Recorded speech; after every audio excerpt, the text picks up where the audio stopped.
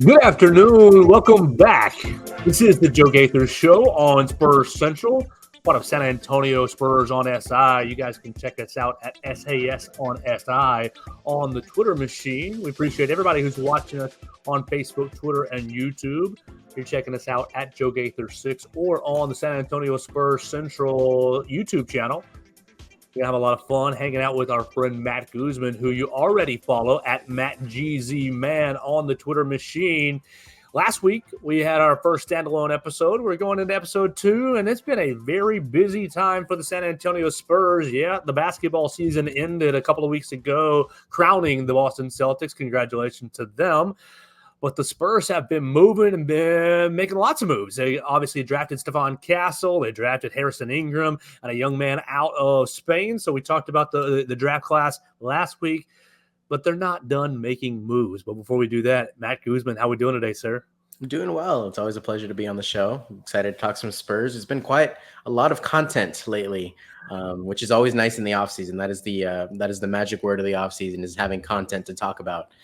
Absolutely. We're very excited about this week. You pumped up for 4th of July? You a big 4th of July guy? Absolutely. Well, this is going to be my first one, not in Texas, actually. So I'll have to see what things are like over in Kansas City and check out some fireworks shows. I hear Union Station's got a good gig set up, so we'll see. But, I mean, I've seen there's some rain in the forecast. Hopefully it doesn't impact us too much over here. But either way, 4th of July is always fun.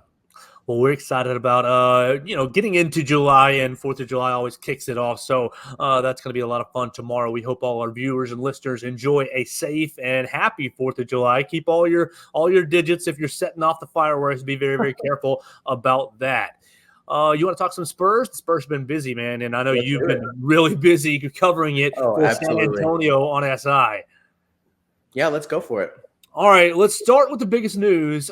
Free agency. Well, we'll start with two guys that were never really on the radar really, really quickly, as Klay Thompson ends up with the Dallas Mavericks, and Paul George, who is kind of on the Spurs radar just a little, ends up with the Philadelphia 76ers. But there was still a pretty nice consolation prize in Chris Paul. 20-year veteran Chris Paul agrees to a 1-year, $11 million contract to join the San Antonio Spurs. Just let's start right there with those three guys. Obviously, I don't know that the Spurs were ever in on Klay Thompson. I think he wanted to stay in a contending team, a championship contending team. Sure. But Paul George opting for the Philadelphia 76ers and then pivoting to sign Chris Paul. Yeah. Well, first of all, I think Klay Thompson, the writing was on the wall that he was gone. However, I thought that it was going to be to the Lakers. I think I would have liked to see him there, but at the same time, I'm sure, his dad will agree with me on that one too. But at the same time, I think that what he brings to the Mavericks is going to be big for them. Now, the only issue is the defense. He's not an elite defender the way he used to be. And so pair that with Kyrie Irving and Luka Doncic, who have had their struggles defensively in the past. That's going to be one of their biggest Achilles heels next season. But they needed a wing shooter. They needed a veteran who knows exactly how to play and how to space the floor with other stars. So they got a good get in Klay Thompson, and I think he's excited for that fresh start. I think, like we were saying, I don't think that was ever going to be with the Spurs. He definitely kind of wants to ring chase. I mean, as much as he gets hate for it, he throws up that 4 any chance he gets. So you can only imagine he wants to make it 5. So we'll see if he ends up doing that with Dallas. But I think that was a good get for them. As far as Paul George goes, that was, as much as I hate to say it, I think that the Philadelphia 76ers are going to be really good next season. They've tried so many things since Embiid got there to make themselves competitive, and they just can't seem to get past the second round. I think that with Paul George, if they play their cards right, they absolutely can. Because he's a really great shooter, really great player, playmaker that doesn't exactly need the ball to thrive. That was kind of the issue with James Harden. It was James Harden came in, but he and Embiid both needed the ball. Now Harden's gone, you bring in Paul George, and so Paul George needs to understand, look, I can shoot, I can make things happen, and I can give Embiid the ball at the same time. And so if they can play their cards right, they're going to be really good. I don't think I ever was on board with the idea of the Spurs giving away as many assets as they probably need to. If they wanted to go for him, and they also weren't going to really draw him away from somewhere like the Clippers in free agency with such a young team. I think he was also kind of waiting. He wanted to bring that veteran experience as he's entering the back part of his career and kind of really go for a title. So we'll see how those two players do. It's going to look a lot different seeing them in different threads next season. But at the same time, Chris Paul joins that list of veteran players going to be in new teams next season. I loved that signing. I know that we have differing opinions on this, on perhaps on the player himself, but I think that it was a good. I don't think they signed him with the intent of knowing that he's going to be their star point guard that's going to take them to the playoffs. They signed him knowing how much they can get and how much they can gain from his knowledge and his voice in the postseason or in the locker room. Someone like Victor is going to look. Well, he's going to look down, but he's going to look up to him, and definitely kind of glean everything that he can from a player who's been around the league for so long, who's so good at passing that they've called him the point god. Like this is a guy that really can bring a lot to this team as far as knowledge goes. And on top of that, he can still play. So he can kind of tell you, look, here's what you got to do. And then he can go show you. Doesn't mean that he's going to take you to the playoffs and take you to the NBA finals, but he can show you exactly what it looks like to space a floor, to facilitate, to make plays happen, and to get people the ball. So I'm really excited about that signing. All right, my Chris Paul story is in 2008. I was a student assistant manager at the University of Alabama, and Alabama goes to the Sugar Bowl in New Orleans. He's still with the. I think they had not rebranded to the Pelicans yet. I think they were still the New Orleans Hornets when he was still with them.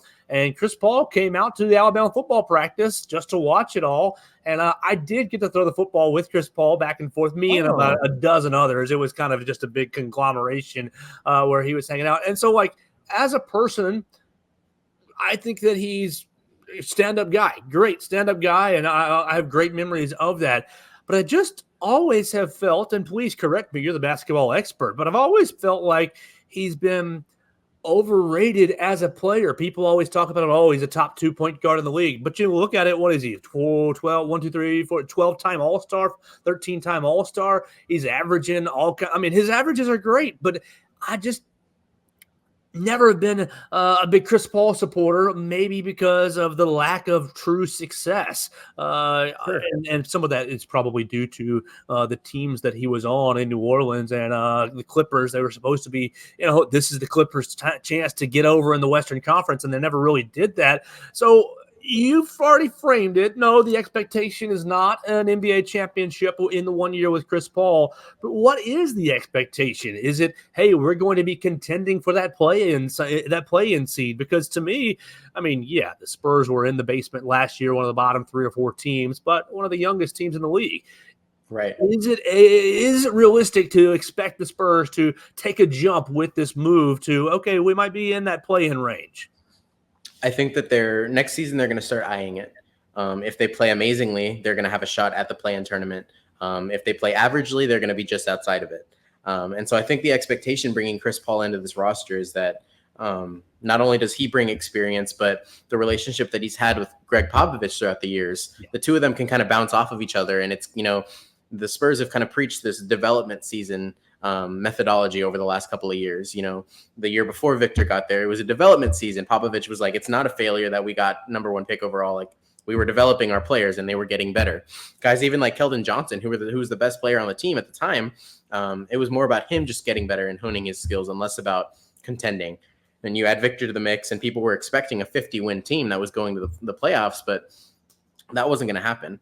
Victor is going to be the player that he's going to be that franchise cornerstone, and he's going to get them to the playoffs and to the, deep in the playoffs. But they need some more pieces around him first. And so Chris Paul is kind of the first domino in that stack.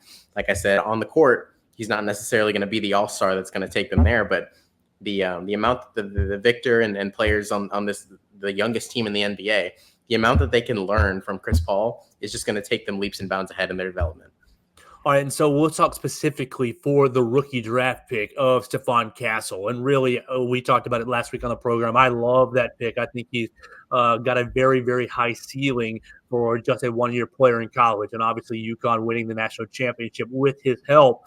I wonder if this move was less about Victor Wembanyama. And obviously, everything the Spurs do is about Victor Wembanyama. Right. Less about Victor and more about someone Stephon Castle can lean on as, okay, I'm going to be more of a ball-dominant player. Absolutely. I think in the most extreme way to describe it, you could almost say that Chris Paul comes in, he gives them a year of experience in leadership and mentorship, and then he passes his soul on to Stephon Castle, and Stephon Castle kind of takes and embodies exactly the kind of player that Chris Paul has become. And so I think that, the reason that they were so high on Stephon in the draft was because they saw his potential as a point guard. He didn't play much of a point guard at UConn, but because they had two 40% shooters, they had other players that could take that role and dominate. And he fit a very good niche. He was a shooting guard. He was somebody that could make plays happen, but he wasn't the primary ball handler. In high school, he was. And so the Spurs kind of saw that he's got that point guard DNA in him. And so they want to kind of mold him into that point guard that can fit alongside Victor and get him the ball and make for that point guard center duo. That's obviously going to look a little bit different because Victor's not a traditional center, but you've got that small and big duo that's supposedly going to just, mesh and gel and be the soul of that team. And so it makes perfect sense that if they want to mold him into the point guard, why don't we bring in one of the best point guards of all time? And I say that as like we talked about, the success hasn't happened. Now, I'm a personal believer that if he had gotten the opportunity to go to the Lakers with Kobe, he probably would have won a championship. Sure, absolutely. But it's that lack of success that doesn't exactly, you don't think of him when you think of the best players of all time. But as far as true point guarding goes, he's the best to ever do it. He's one of the truest point guards that there has ever been. And so for the Spurs, it made perfect sense that if they want to mold this player of theirs, Stephon Castle, into a point guard, let's bring in one of the best to do it, and let's show him how to be a point guard. That way, whenever Chris Paul is done and retired, Stephon Castle can say, I learned from Chris Paul in my rookie season, when arguably the learning curve is the biggest. Yeah. What he learns this season is going to be more monumental to his growth and development versus any other season down the line. And so if they can get somebody like Chris Paul, which they did, to help mentor him and teach him the ways and show him the ropes of being a point guard in the NBA, there's no reason that he doesn't take that and run with it. And all of a sudden, he and Victor are the next scary duo in the league. We're hanging out with Matt Guzman right here on the Joe Gaither Show on Spurs Central. You can check it out on San Antonio Spurs on SI. He's writing all kinds of work for San Antonio Spurs on SI. He just finished up writing a piece about LeBron James officially agreeing to his contract. LeBron and Bronny both on the Lakers roster. You wrote about Chris Paul, but then you also wrote about three young players on the Spurs roster: Sandro Mamukelashvili, David Duke Jr., and Dominic Barlow. All three players were in the same little basket. Two of the players had qualifying offers picked up: Sandro Mamukelashvili and David Duke Jr.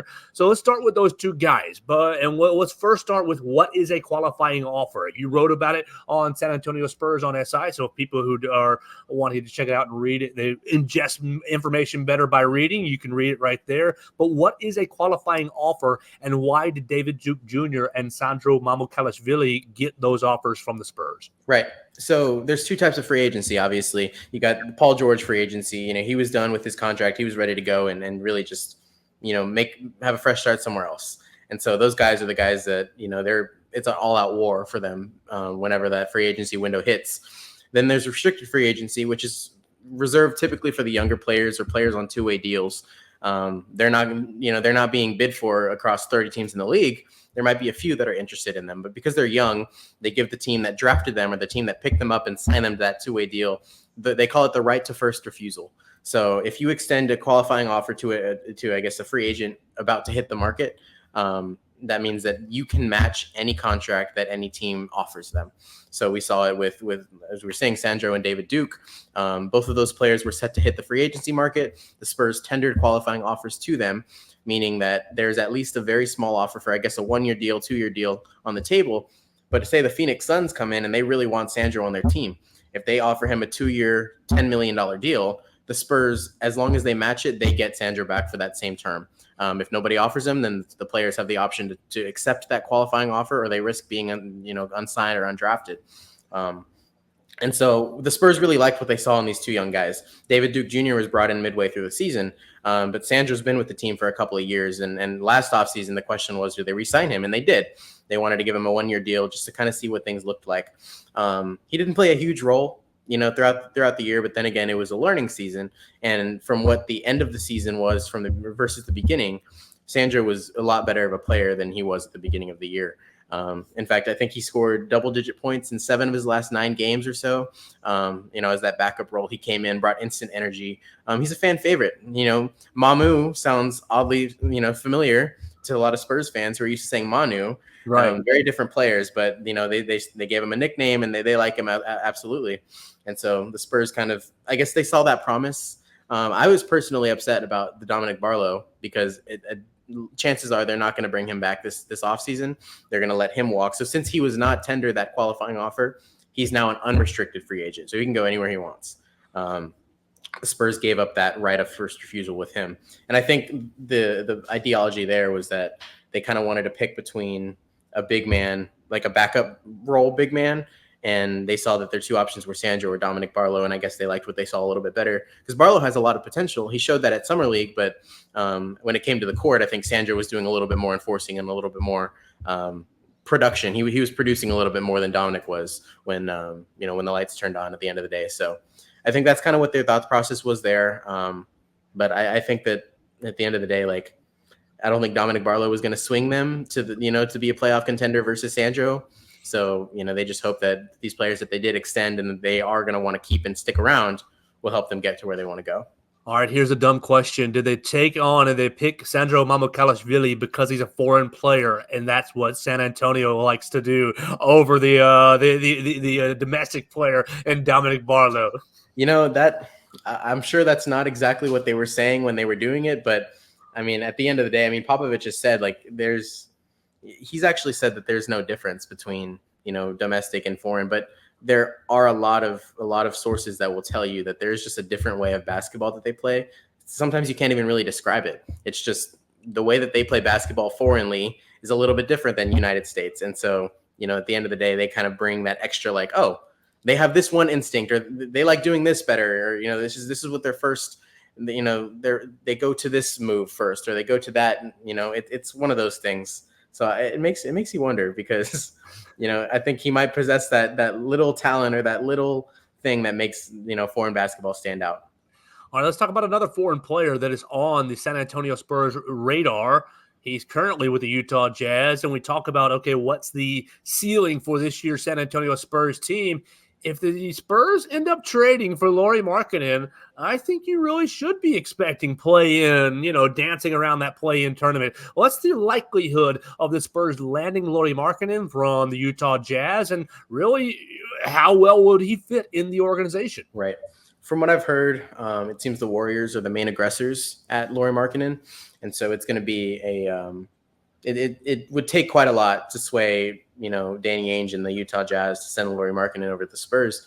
Something I read was that he's not looking so much for draft picks because they have plenty of those.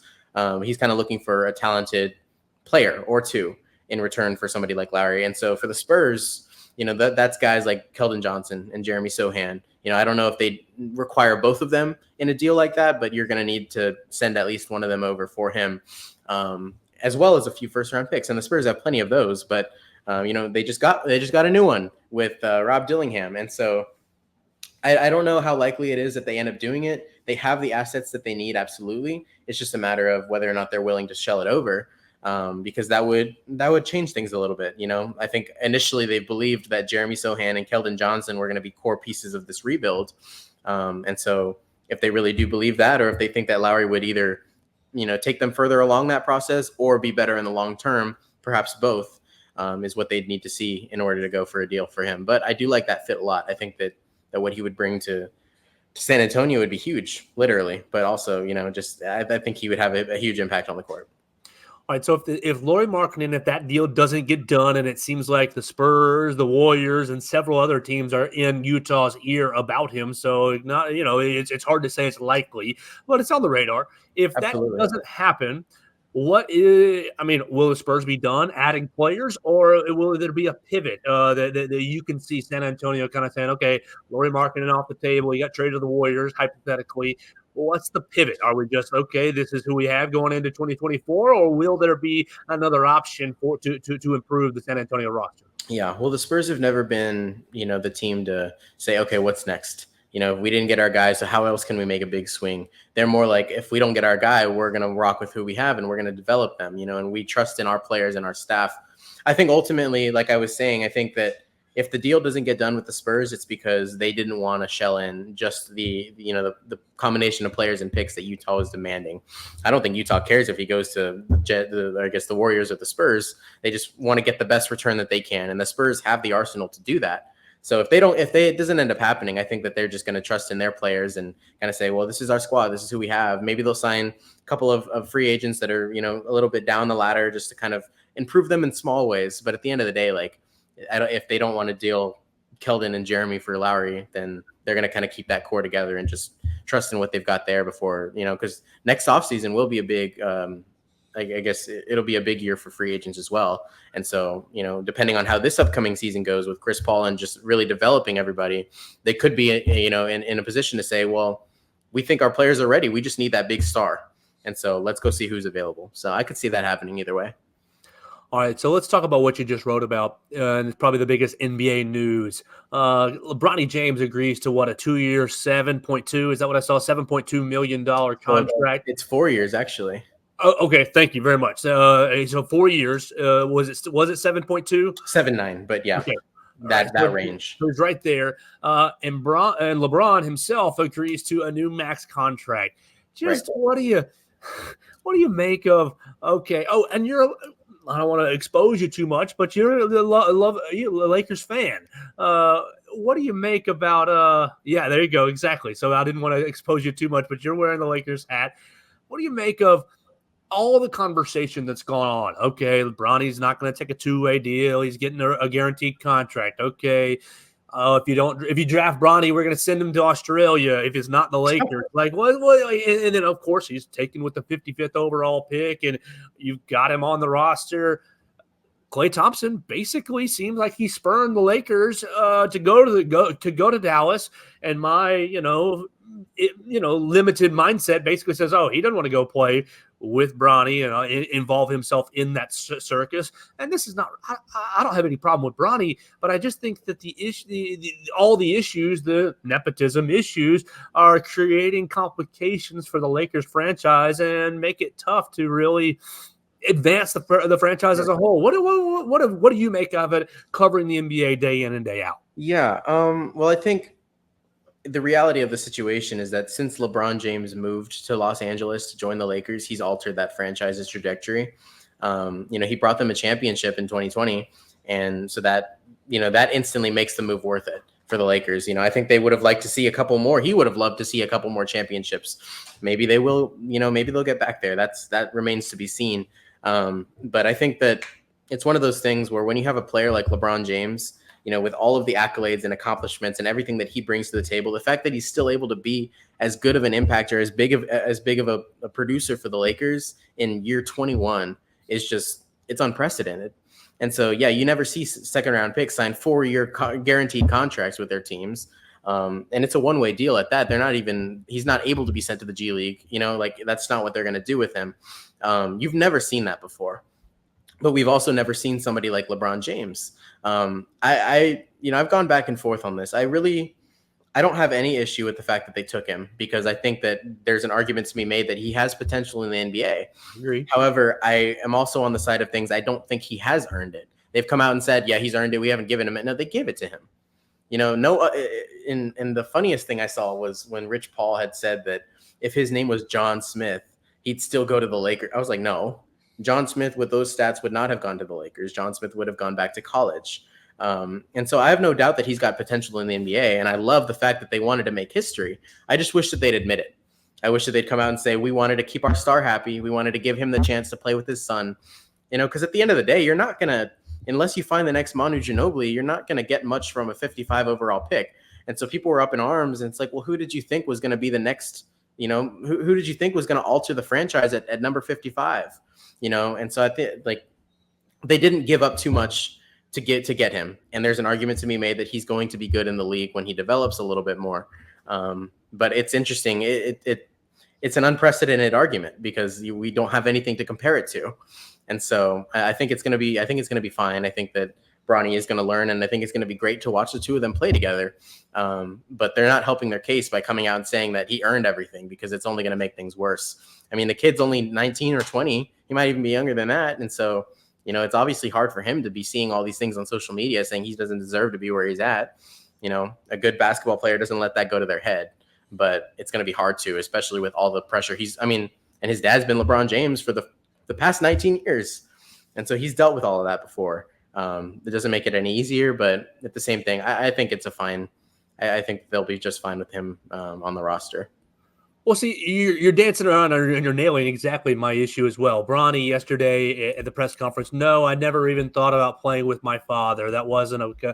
Like, come on, just admit it. It's fine. Yeah. But my main issue is putting him on a one-way deal.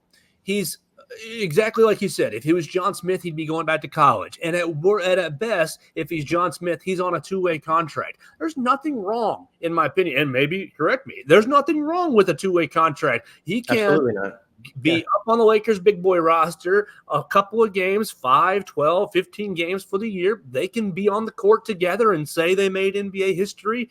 And then Bronny can be on the G League roster and actually develop and actually get minutes. My biggest issue is if he's going to be on the Lakers roster as the 9th, 10th, 11th, 12th, 13th player on the roster, is he actually going to get minutes to develop? Is JJ going to say, oh, we're putting him in over Dalton Connect, who is our first round pick? And obviously he's probably not going to do that. If he does, are you just punting on the season so you can develop Bronny? It creates complicated. He needs minutes. Right. That's basically what he needs. He needs minutes, whether it's in college at USC or on the G League roster or in the NBA.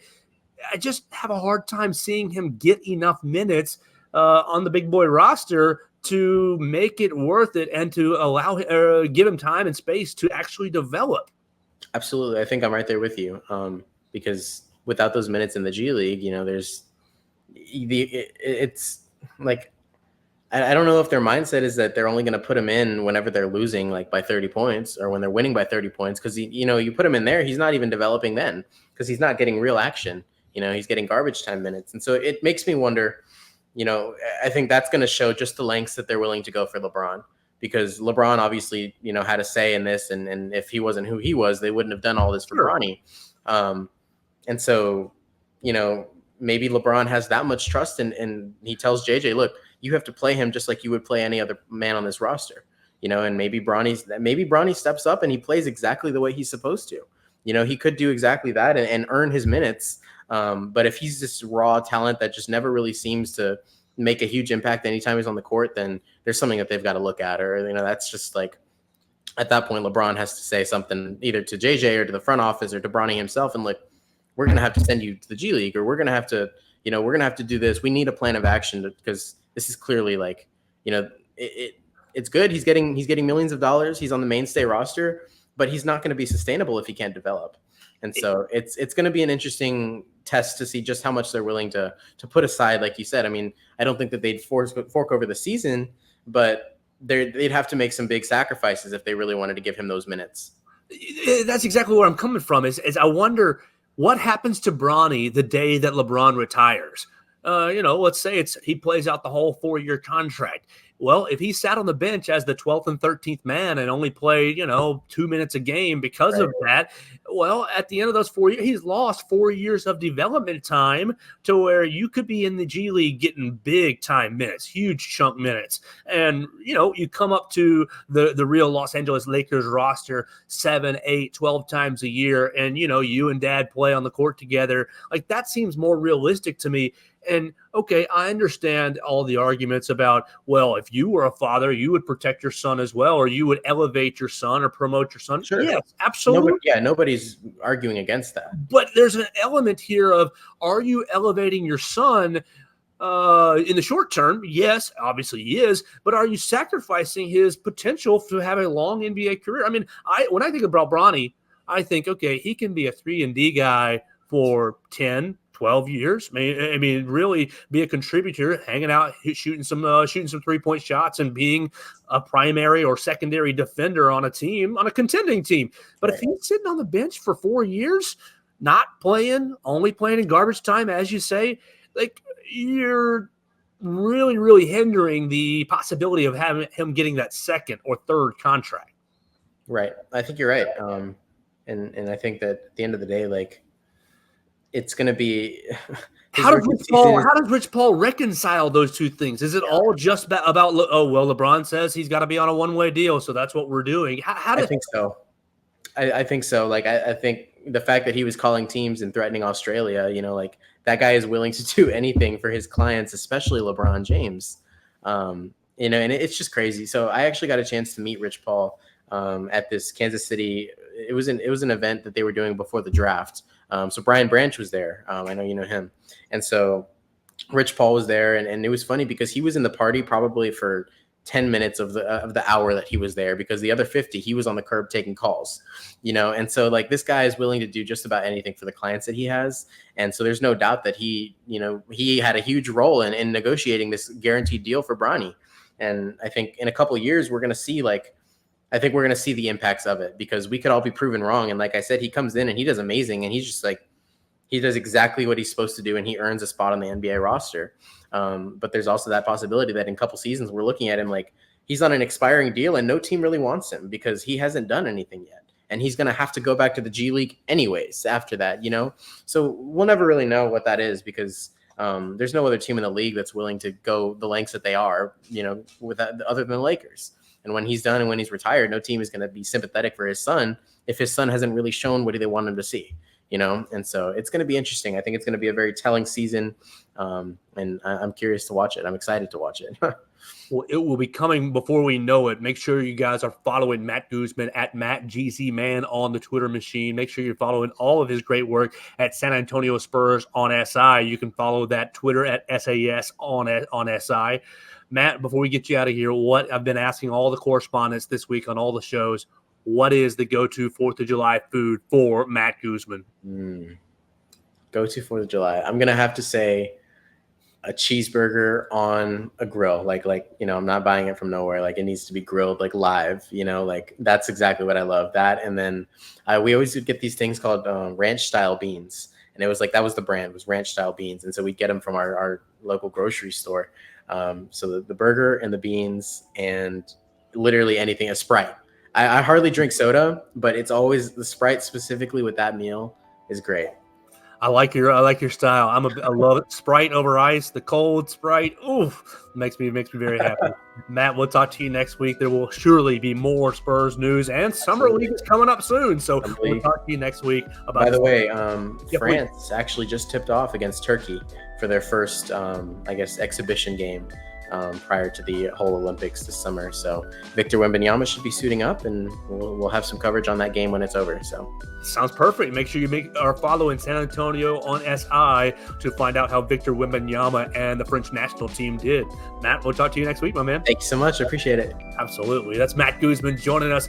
Lots of fun NBA topics to get into. Yeah, the NBA is off at the moment, but we are not. Lots of big offseason moves, so make sure you're following San Antonio Spurs on SI and Matt Guzman at MattGZMan on the Twitter machine. We'll be back to talk to you next week on Facebook, Twitter, and YouTube at JoeGaither6 and on the San Antonio Spurs on SI YouTube channel. And you can always listen to us if you'd rather do that on Spotify, Apple Podcasts, or on Amazon.